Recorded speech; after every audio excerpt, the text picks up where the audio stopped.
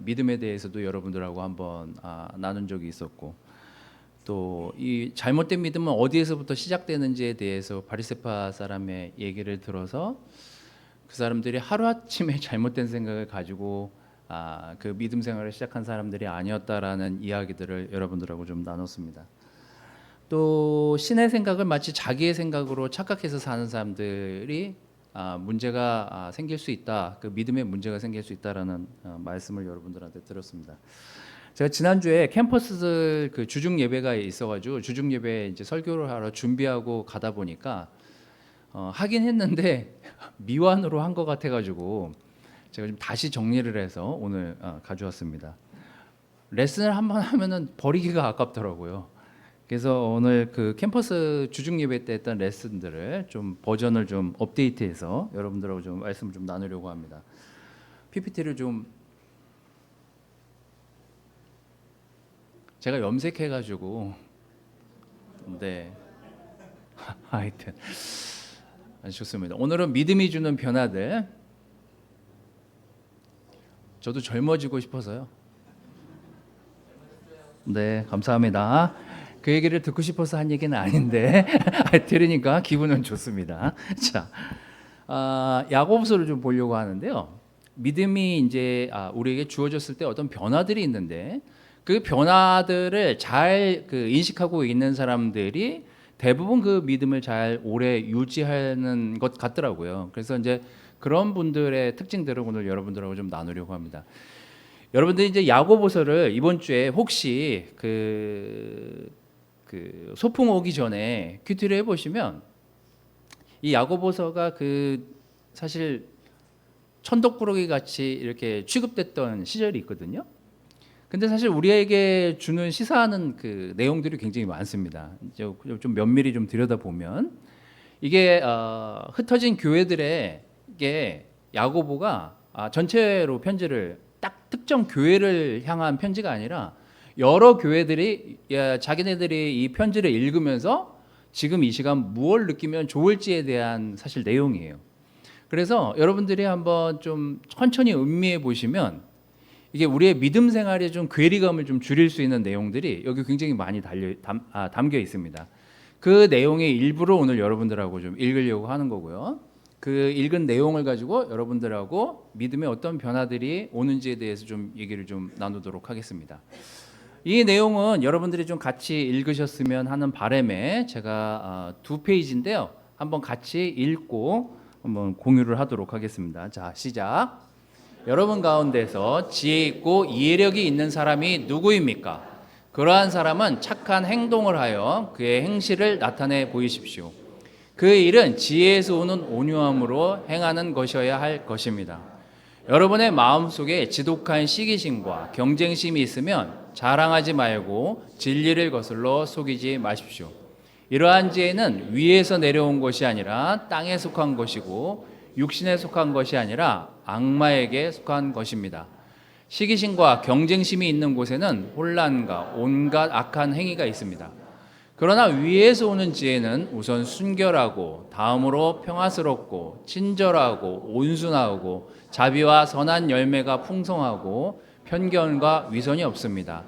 정의의 열매는 평화를 이루는 사람들이 평화를 위하여 그 씨를 뿌려서 거두어 드리는 것입니다.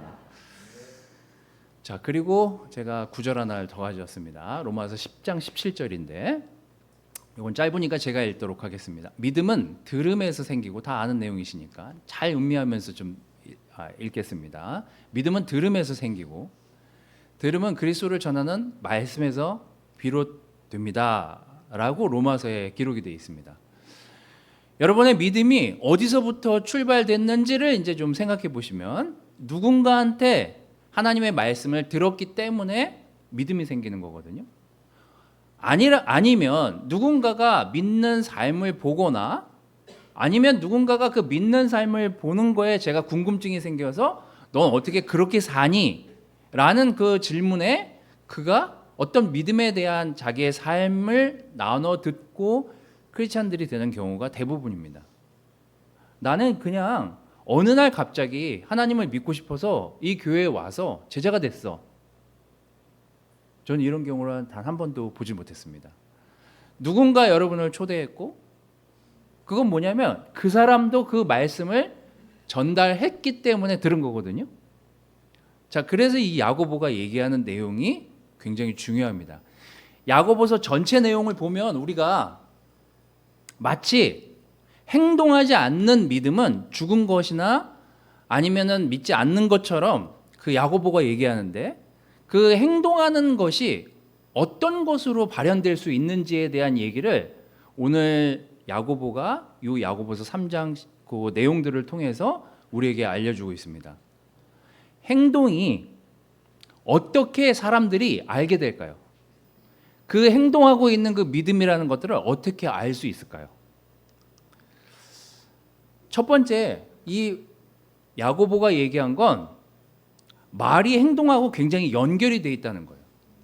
언어가 사람의 행동에 상당히 영향을 미치더라. 이게 야고보가 얘기한 내용이에요. 그래서 3장 1절에서부터 마지막 내용이 대부분 말에 대한 얘기입니다. 그래서 우리가 뭘 와가지고 뭐 열심히 뭘 하고 교회 와가지고 열심히 뭘 봉사한 것에 대한 그런 행동들, 보여지는 행동들이 어디에서 비롯됐는지에 대한 이야기들을 이 야고보는 바로 말이 그 행동 전체를 컨트롤할 수 있다라고 얘기하는 거예요. 그래서 13절을 좀 보도록 하겠습니다. 여러분 가운데서 지혜 있고 이해력이 있는 사람이 누굽니까? 그러한 사람은 착한 행동을 하여 그의 행실을 나타내 보이십시오 라고 얘기하고 있습니다. 자, 믿음이란 것이 생겼을 때 오는 첫 번째 변화, 바로 내가 하고 있는 말이 더 하나님 말씀에 가까운 말들로 변했다라는 것을 우리는 인식하게 됩니다. 여러분들이 이제 오래돼서 까먹으실 수도 있지만 크리스찬이 되고 나서 여러분들이 가장 먼저 뭘 했을까요? 여러분들이 가장 먼저 한 게 뭐예요? 기도를 하거나 아니면 큐티를 했겠죠. 저도 그랬거든요. 큐티를 하거나 말씀을 다시 보거나 아니면 기도를 했어요. 아침에.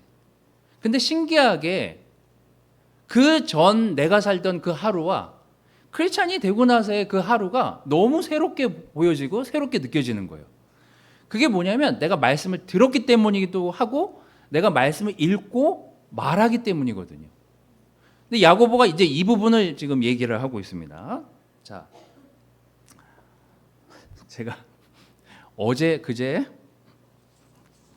그 아티클들을 좀 찾아서 읽다가 그저께 나온 뉴스예요. 그저께 나온 뉴스. 10월 10 오늘 며칠이죠? 19일, 17일 뉴스. 아이들이 캠퍼스 친구들이랑 이건 이제 막 찾다가 캠퍼스들이랑 대부분 지금 중고등학교를 지나오는 아이들이 지금 우울증이나 공황장애를 겪는 친구들이 상당히 많답니다. 이제 이게 코로나를 겪으면서 생긴 병들이래요. 그래서 급증했답니다. 지난 한 3, 4년 안에 환자들이 급증을 했대요. 근데 이 우울증 환자들이 가장 상처되는 말들이 있답니다. 이걸 1위, 2위, 3위로 이 기사가 나왔어요. 1위가 뭐냐? 1위가 뭘까요? 네? 괜찮아? 당신보다 힘든 사람이 더 많아.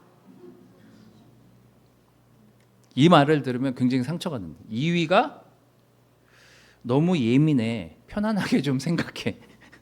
3위가 시간이 다 해결해 준다. 참아라. 이렇게 얘기를 하는 게 굉장히 상처가 된다라고 기사에 나왔습니다. 믿음은 표현하게 되고 그 표현은 상대에게 전달이 되기 마련이지만 말이 씨가 된다는 말은 정말 사실입니다. 그리고 그건 습관이 되죠. 말은 행동하고 깊이 연결이 되어 있습니다. 야고보서 3장 2절에 그래서 야고보가 어떻게 기록을 하고 있냐면요. 우린 다 실수를 많이 저지른대요. 누구든지 말에 실수가 없는 사람은 온몸을 다스릴 수 있는 온전한 사람이래요. 그러니까 야고보가 봤을 때 말이 내가 하는 행동의 전체에 상당히 영향을 줄 뿐만 아니라 다른 사람한테도 엄청난 영향을 줄 수 있다. 그래서 우리가 하고 있는 오늘의 말은 우리의 믿음에 굉장히 밀접하게 연결되어 있을 뿐만 아니라 다른 사람과 나에게 굉장한 충격을 줄 수 있다. 그러면서 이 야고보가 한 말이 뭐냐면 우리가 살면서 말을 줄일 수가 없잖아요. 싸우지 않고서야 우리가 말을 줄이지 않잖아요. 저 인간이랑 말을 하지 말아야지 이러고 말을 하지 않는 이상은 말을 많이 하는 편인데, 그래서 교회에서 가장 실수를 많이 하는 사람이 누구냐? 누구예요? 저예요. 그래서 제가 여러분들이 지금 들으려고 여기 앉아 있잖아요. 저는 말을 하고 있고, 그러다 보니까 제가 하는 말들 때문에 상처를 받는 분들이 굉장히 많아요. 이게 이제 제가 노출되고 있는 위험한 일 중에 하나입니다. 그래서 이 야고보가 3장 1절, 2절, 3절 그 윗부분에 보면 너희 중에 누구든지 선생이 되려고 하는 사람들은 뭐 선생이 되려고 하지 말아라 라고 하면서 더 큰 심판을 누가 받을 거냐? 말을 많이 하고 말로 누군가를 가르치려고 하는 그 사람이 가장 위험한 사람이다. 이렇게 얘기를 하거든요. 그래서 제가 하고 있는 말이 여러분들에게 굉장히 상처가 될 수도 있고 격려가 될 수도 있는 굉장히 위험에 노출되어 있는 사람이 접니다.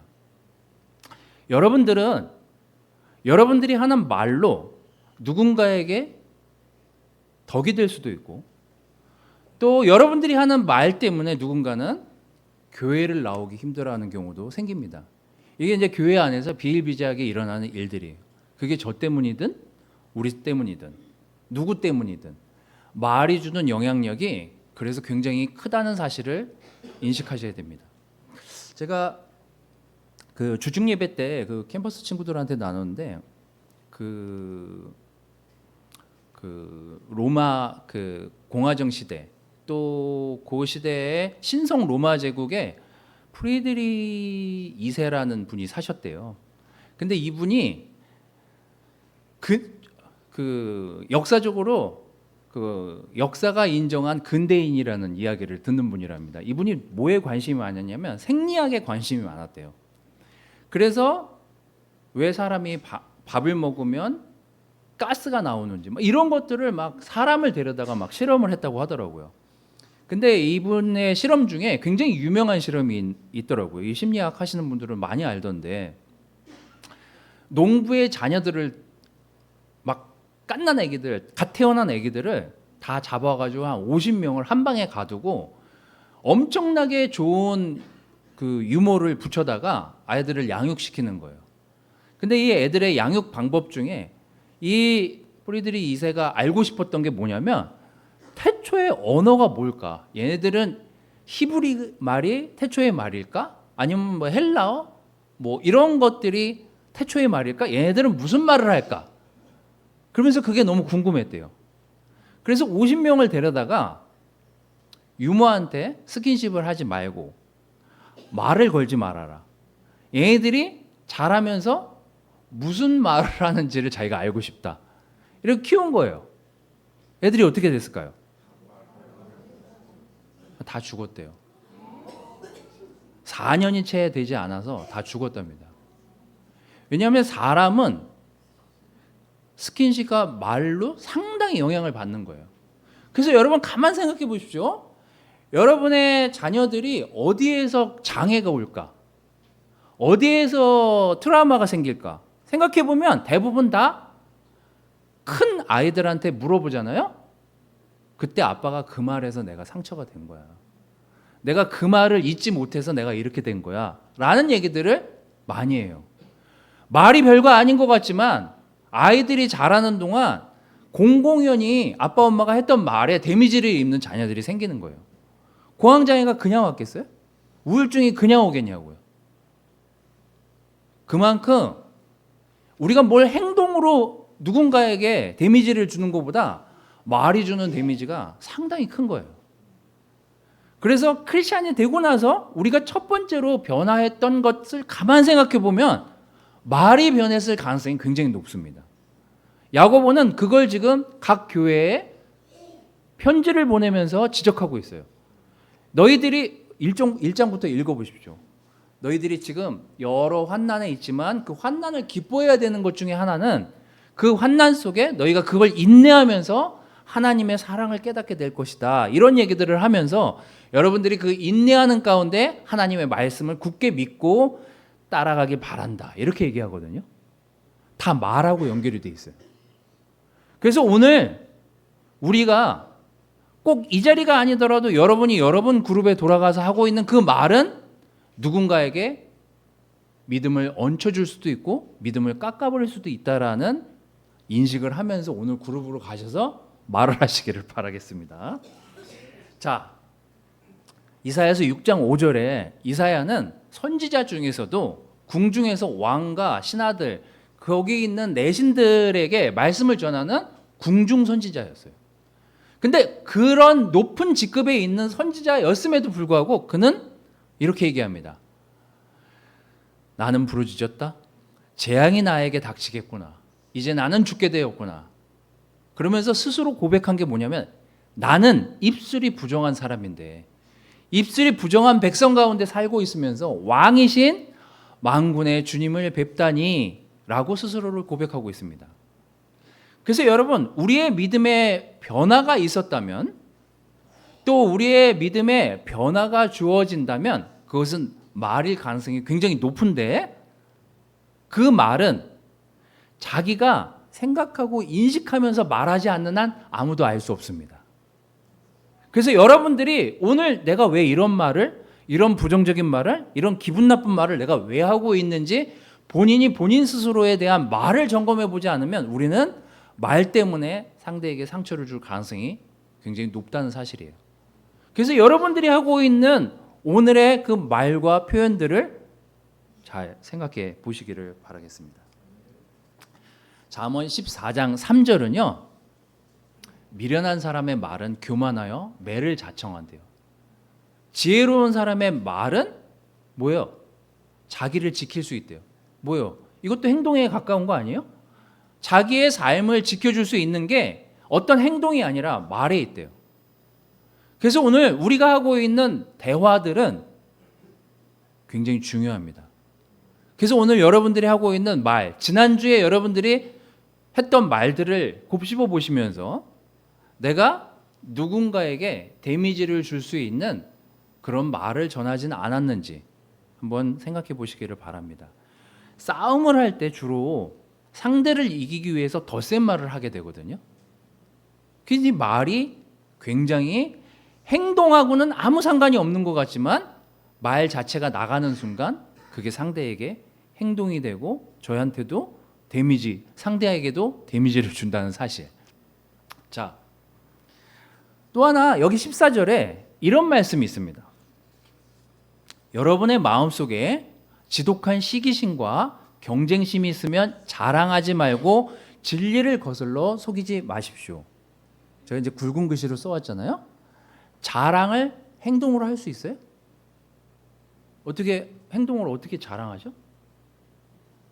자랑해 보세요. 행동으로. 막 이렇게 하면은 상대방이 저 사람 자랑하네? 이렇게 느껴요? 자랑을 뭘로 해요? 말로 하거든요. 거짓말 뭘로 해요? 말로 하잖아요. 속임수를 어떻게 속여요? 눈으로 막 속여요? 이것도 말이거든요. 다 우리가 하고 있는 어떤 행동은 말과 연결되어 있어요. 잘 보세요. 제가 태원이 형하고 테니스 치시는데 테니스 진짜 잘 치거든요. 태원이 형이. 그러니까 테니스를 잘 치면서 얼마나 저를 디스하고 싶겠어요. 전 잘 못하니까. 원래 우리 추석 때 만나서 테니스를 좀 치려고 그랬는데 비가 계속 와가지고 테니스 못 치는데 어느 날 태원이 형이 자기 그룹 멤버들을 모아놓고 막 얘기하는 거죠. 야, 효정이가 테니스 많이 늘었어. 테니스가 진짜 잘 치더라. 간신히 이겼어. 누구 자랑이에요? 근데 그 말의 표현 자체가 누구 자랑이, 누굴 자랑하고 누굴 높이기 위해서 한 말이에요. 본인이거든요, 본인. 제가 얘기했잖아요. 예를 든 거라고, 예를. 잘 생각해 보세요, 형. 자, 우리는 어쩌면 우리를 높이기 위해서 말을 사용하고 있는지도 모릅니다. 남을 깎아내리기 위해서 주변에 있는 사람들에게 내가 하고 있는 말을 통해서 영향을 주고 싶어 하거든요. 그래서 말이 굉장히 별거 아닌 것 같지만 굉장히 영향력을 줄 수 있는, 그게 이 믿음에 상당한 영향력을 줍니다. 그래서 우리가 오늘 하고 있는 그 말과 표현들은 상대에게 엄청난 영향을 줄 수 있다는 사실. 그래서 그걸 좀 기억하시면서, 이게 야고보가 얘기한 게 뭐냐면, 마음속에 어떤 시기심과 경쟁심과 뭐 어떤 죄성들이 있다 하더라도 그런 것들을 드러낼 때는 한번 좀 생각해보고 말을 하라고. 어떤 건 내가 시기심 때문에 자랑하는 건 아닌지, 경쟁심 때문에 나를 높이려고 어떤 말을 꺼내는 게 아닌지, 이런 것들을 생각해 보면서 말을 하라는 거예요. 저도 이런 거 잘하거든요. 그래서 제가 야고보서를 보면서 너무 찔렸어요, 사실. 이제 이런 표현들, 주로 축구장에서 주로 제가 쓰는 표현들이긴 하지만, 하여튼 이런 여러 가지 것들에 대해서 우리가 한번 생각해 보면 우리 믿음의 위치나 믿음에 내가 어떤 영향을 받고 주고 있는지를 알 수 있습니다. 두 번째는요, 이 야고보가 쓴 표현 중에 하나님께서, 주님께서 이런 표현이 없어요.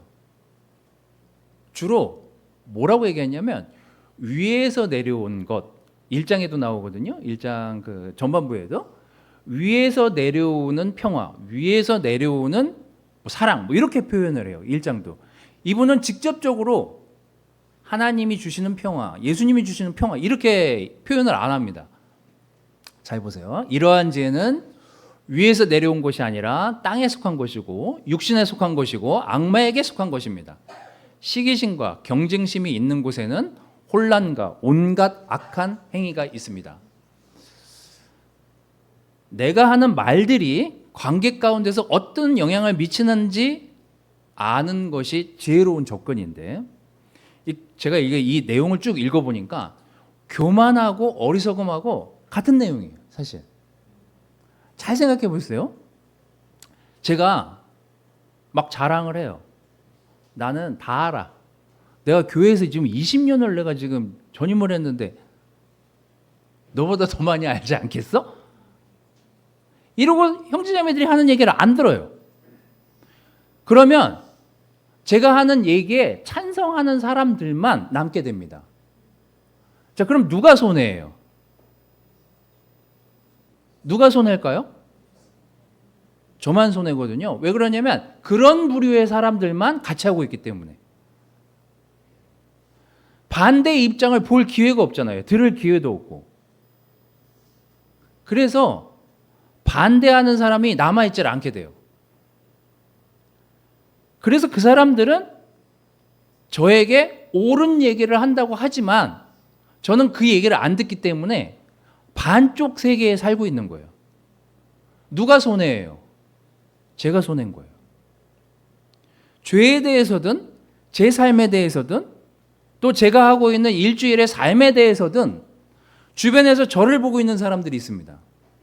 특히 저에게 가장 쓴 말을 많이 하는 사람들은 저를 일거수일투족 감시하려고 한 건 아니지만 보는 가족들이에요. 그래서 가족들이 뭔 얘기를 하는지 제가 듣고 싶지 않잖아요? 그러면은 피해요. 말을 안 하려고 그러고. 내가 맞는 걸 증명하고 싶어 하다 보니까. 또 이런 경우도 있습니다. 제가 교회에 있다 보면 둘이 싸워요. 부부싸움을 해. 그러고서 제가 따로 만나고 아내가 따로 만나고 이렇게 들어요. 근데 제가 형제를 만나서 들어봤더니 부인이 죽일 사람이야. 이건 부인이 100% 잘못했어. 그래서 제가 야, 정말 너 상처받았겠다. 너 정말 넌 위로받아 마땅해. 열심히 놀아. 열심히 쉬어. 그리고 막 칭찬해주고 막 그리고 격려를 줬어요. 그리고 이제 와이프 되는 분을 만났어요. 와이프 되는 분은 남편이 죽이진 않겠지만 남편이 나쁜 사람이에요. 그럼 제가 또 아내 얘기를 들으면서 네 말이 맞아. 효정이 그놈이 죽일 놈이지. 왜 그래가지고는 이렇게. 그러면 누가 나쁜 놈이에요? 누가 나쁜 놈이에요? 누가 잘못한 거예요? 저만 잘못한 거예요. 저만. 왜냐하면 두 사람은 해결이 안 됐거든요. 두 사람은 해결이 된 게 아니에요. 제가 들어주기만 한 거지, 양쪽을. 나는 이 사람한테도 착한 사람이 되고 싶고 저 사람한테도 착한 사람이 되고 싶기 때문에 이 두 사람은 관계가 호전되지 않아요. 나만 착한 사람이야. 거기서 제일 나쁜 놈은 나야. 이렇게 되는 거예요. 어떤 건 저한테 와가지고 용기를 내서 쓴소리를 하시는 분들도 있고, 근데 제가 그걸 방어적으로 행동하거나 방어적으로 말하거나 안 들으려고 하는 걸 상대가 느끼잖아요. 더 이상 얘기 안 합니다. 근데 내가 그런 부분에서도 실수를 할 수 있었겠구나. 내가 그런 부분 문제가 있을 수 있었겠구나를 수용하게 되잖아요. 그럼 저는 그만큼의 지혜가 더 생기는 거예요.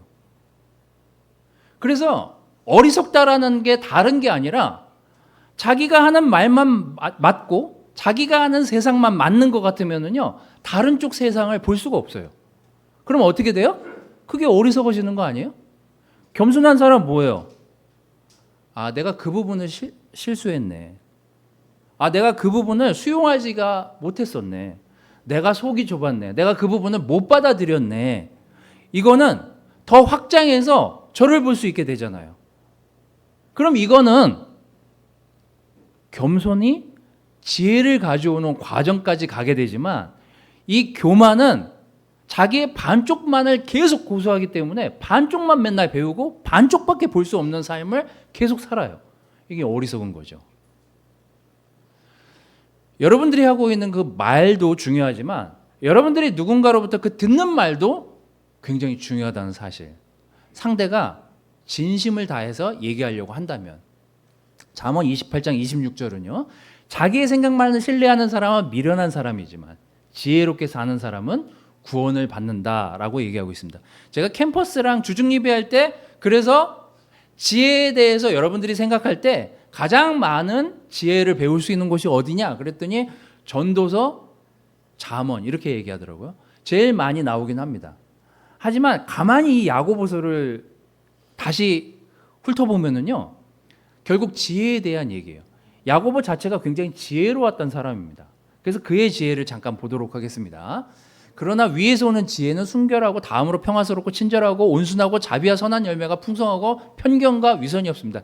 할 건 많은데 왜 이렇게 시간이 빨리 가죠? 자, 15장. 이건 여러분들이 가서 읽어보십시오. 예루살렘에서 이방인에 대한 믿음에 대한 그 기준을 이야기할 때 바울과 바나바가 엄청 항변을 하죠. 예루살렘에 가서 어떻게 그 기준을 할례 받는 사람에게 기준을 두고 이 사람들을 다 믿지 않는 사람으로 취급할 수 있느냐? 이걸로 막 사도들끼리 싸움이 붙었을 때 그 중재를 쓴 사람이 야고보예요. 근데 그 야고보가 중재를 쓰면서 얼마나 지혜롭게 진행을 했냐면 구약을 인용해요. 구약에 나오는 내용이 이런 내용이 있기 때문에 이방인들에게 꼭 할례를 주지 않아도 된다라고 판정을 내려줘요. 그래서 이 예루살렘에서 일어났던 이 신학적 논쟁이 한 방에 종결이 됩니다. 우리가 어떤 사람이 성경으로 자기의 의사를 이야기하거나 정리를 했을 때 우리는 들을 필요가 있어요. 야고보는 그것뿐만이 아니라 또 이방인들이 행여 그 주변에서 일어나는 그 문화 중에 충돌할까 봐에 대한 인식 때문에 어떤 조건도 답니다.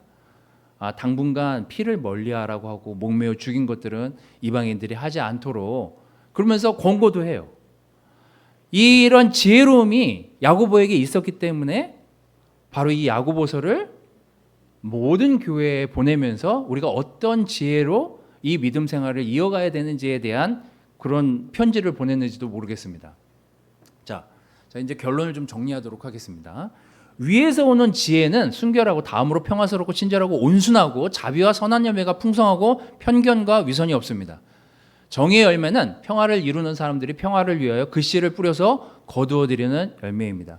자매들한테 너무 죄송한 얘기지만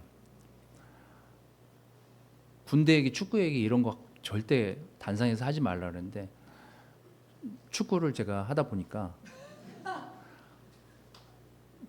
거기 축구 현장에 들어가면 우리는 TV로 보는 브라질하고 어느 날 제가 며칠 전에 저는 브라질 축구를 못 봤는데 갑자기 식당 들어갔는데 사장님이 이제 아는 사장님이 저한테 축구 보셨어요? 뭐 그런 거지 같은 뭐 이러면서 막 갑자기 욕을 한 저는 그 경기를 못 봤거든요. 근데 여러분 우리가 화면으로 보는 그 축구를 이렇게 들여다보면 우리는 왜 얘가 저 사람한테 패스를 하지 않을까 이런 게 보이잖아요. 그거는 우리가 평면도상에서 모니터로 전체를 놓고 보기 때문이에요. 그래서 빈틈이 보입니다. 바둑이나 장기 둘 때 옆에서 훈수 두는 사람은 훈수를 둘 줄 알아요. 왜냐하면 자기는 객관적으로 양쪽을 보니까. 근데 몰입하잖아요? 그러면 주변이 안 보입니다. 잘. 위에서 오는 지혜란 그런 거예요. 하나님이 만드셨잖아요. 하나님이 창조하셨잖아요. 하나님이 보고 계시잖아요. 이분은 입체적으로 보기 때문에 우리가 어떻게 어느 위치에 가야 될지를 아는 분이에요. 근데 우리는 현장에서 뛰고 있기 때문에 모를 수가 있어요. 그게 땅에서 있는 사람들의 생각이에요. 여러분 하늘에서 땅을 내려다 보십시오. 저기 땅을 사면 돈이 되겠는데? 이런 생각도 하잖아요. 우리는. 근데 살고 있는 현장에서 살고 있을 때 보이지 않는 것들이 있습니다. 그래서 야고보가 얘기하는 게 뭐냐면 하늘에서 오는 그 위에서 보는 그 지혜를 우리가 배울 필요가 있다. 그것은 온순하고 자비와 선한 열매가 풍성할 뿐만 아니라 편견과 위선을 없앨 수 있는 지혜다. 이게 우리의 믿음을 더 올려줄 것이다. 야고보는 그렇게 얘기하고 있습니다. 자, 행함을 강조한 편지 서신서이기도 하지만 야고보의 말씀은 행동의 근원이 어디에서부터 시작되는지를 다루고 있습니다.